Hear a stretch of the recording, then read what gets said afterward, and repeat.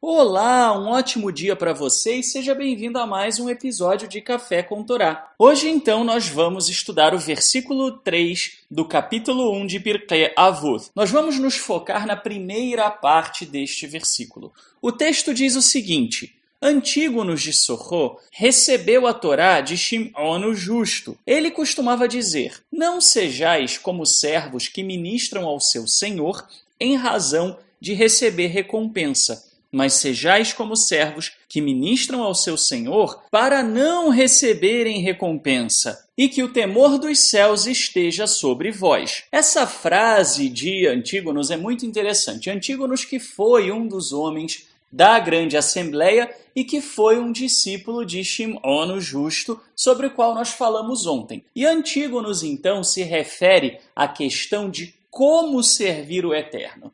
E aí ele fala sobre a ideia de servir o Eterno sem pensar em recompensas, como se nós não fôssemos receber nenhum tipo de recompensa.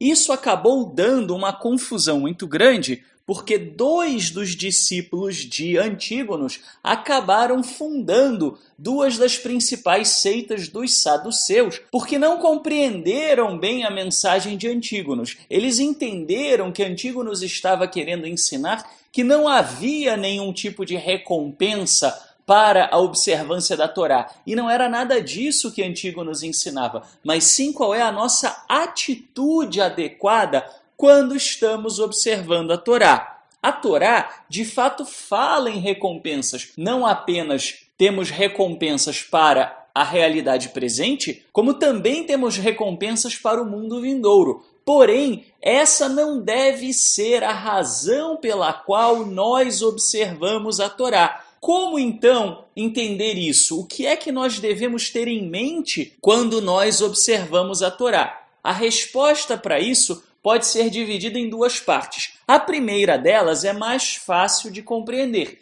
que é a seguinte: nós devemos servir ao Eterno por quem Ele é, não porque Ele irá fazer alguma coisa para nós. O simples fato dele ser o Criador dos céus e da terra, dele ser a causa primária de toda a existência, já é razão suficiente para que nós o sirvamos.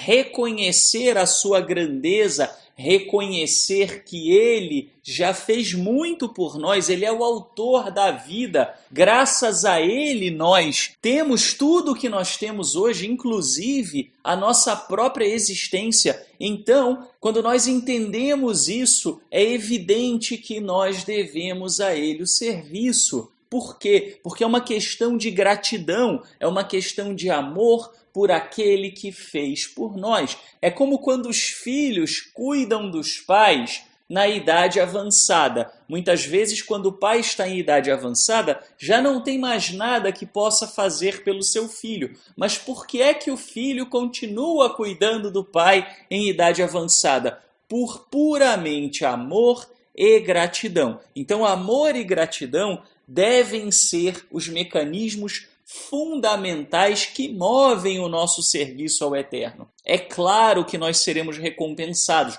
mas a recompensa não deve ser a nossa motivação. Esse é o primeiro ponto. O segundo ponto desse ensinamento de Antígonos é também o reconhecimento de que o Eterno nos deu a Torá pensando em nós, não pensando nele. Ele não necessita da nossa obediência, ele não necessita da nossa devoção, ele não necessita do nosso serviço. Ele deseja, é verdade, que nós o servamos, mas não é algo que é necessário para ele. Se você decide não servir ao Eterno, é você quem terá perdas e não ele. Para ele, ele continuará sendo o Senhor de toda a criação. Agora, quando ele nos deu a Torá, as instruções sobre como viver, ele pensou detalhadamente em cada elemento, em cada aspecto de uma vida saudável, de uma vida feliz, de uma vida produtiva, de uma vida onde nós possamos estar inseridos numa comunidade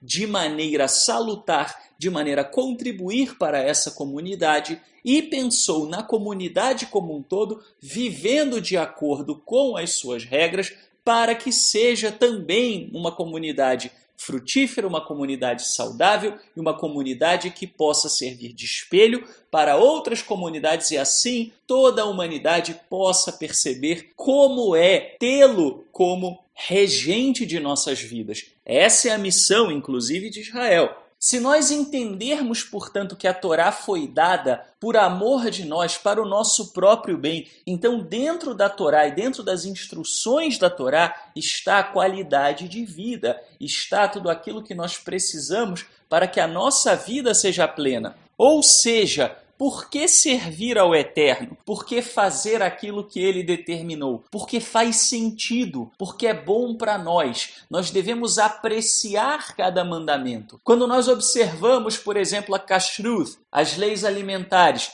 nós vemos uma série de recomendações que hoje nós já entendemos cientificamente e conseguimos olhar e dizer verdadeiramente essas instruções são muito sábias. E é bom que se viva de acordo com isso que aqui está escrito. Da mesma maneira, quando a Torá nos ensina a preservação da vida acima de todas as coisas, ela nos ensina a valorizar a vida. Se nós valorizamos a nossa saúde, se nós valorizamos a nossa vida, então, naturalmente, a kashrut e também a preservação da vida passam a ser realizados não simplesmente porque nós queremos ganhar alguma coisa com isso, mas porque fazem sentido, porque é bom agir dessa maneira, porque essa é a forma saudável que nós temos de viver. Combinando essas duas formas de pensar, nós chegamos então à maneira plena, ideal e adequada de servirmos ao Eterno. Na realidade, essas duas são uma coisa só. Pois se nós servimos a Ele por quem Ele é, isso inclui também reconhecer que Ele sabe o que é melhor e Ele sabe muito mais do que nós. E aí então nós fazemos também porque faz sentido.